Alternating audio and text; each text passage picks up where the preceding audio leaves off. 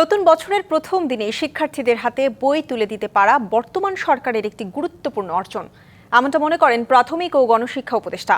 শিক্ষার্থী, শিক্ষক ও অভিভাবকদের সম্মিলিত প্রচেষ্টাতেই শিক্ষাকে সার্থক করে তোলা সম্ভব বলেও মনে করেন তিনি। আর নতুন বই হাতে পেয়ে খুশি শিক্ষার্থী এবং অভিভাবকরা। নতুন বইয়ের চরিত্রগুলোর সাথে পরিচিত হওয়ার প্রক্রিয়াটি যেন শিশুদের কাছে এক নতুন বন্ধুত্ব গড়ার মতোই আনন্দদায়ক। নতুন বইয়ের ছাপার কালির বিশেষ গ্রান শিশুদের যেমন কাছে টানে, তেমনি নতুন বইয়ের মসৃণ পাতা উল্টিয়ে নতুন নতুন ছবি ও গল্প খুঁজতেও আগ্রহী হয়ে ওঠে শিক্ষার্থীরা। অপেক্ষায় আছিলাম কবে নতুন বইটা পাবো, কবে অনুষ্ঠানটা হবে, আসতে পারবো নাকি। বই পেয়ে খুবই ভালো লাগছে, আর আমি বাংলা বই পড়তে বেশি ভালোবাসি। অনেক ভালো লাগছে। আমি 3টা বই পেয়েছি, বাংলা, ইংলিশ আর অঙ্ক।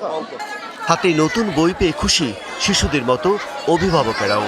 নতুন বছর নতুন বই প্রথম, আমার ছেলেও অনেক খুশি। তাকে আমি উঠাইতে আমার কষ্ট হয়, কিন্তু সে বইয়ের আনন্দে সে তার ঘুমটা হারাম। ওরা নতুন বই পাওয়ার আগে বলতেছে, আম্মু তাড়াতাড়ি বই আনো, আমরা বই পড়বো।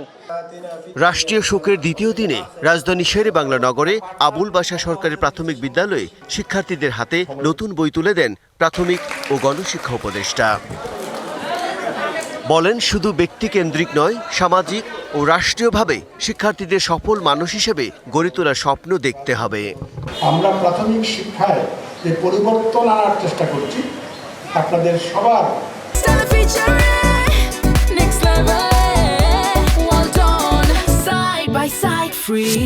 সহযোগিতার মাধ্যমে সেটা আমরা করতে পারব। এবং সত্যি যদি আমরা প্রাথমিক শিক্ষায় আমরা যেমন পরিবর্তনটা আনতে চাচ্ছি তা পারি, তাহলে দেখবেন উপরের স্তরেও আমাদের শিক্ষার মানের উন্নতি ঘটবে। পরে রাজধানীর ধানমন্ডিতে নালন্দা উচ্চ বিদ্যালয়ের শিক্ষার্থীদের হাতেও নতুন বই তুলে দেন উপদেষ্টা। বলেন, কোনো ধরনের সহিংসতা যেন কোমলমতি শিক্ষার্থীদের উপর প্রভাব ফেলতে না পারে, সেই জন্য সবাইকে সজাগ থাকতে হবে। খুব অল্প সময়ের মধ্যে অনেকগুলো ঘটনা ঘটল। আমরা দেখলাম আমাদের সংবাদ মাধ্যম আক্রান্ত হলো, আমাদের সাংস্কৃতিক প্রতিষ্ঠান আক্রান্ত হলো, আমরা দেখলাম একজন সংখ্যালঘু আক্রান্ত হলেন। এই প্রত্যেকটা বিষয় কিন্তু গণতন্ত্রের জন্য হুমকি স্বরূপ।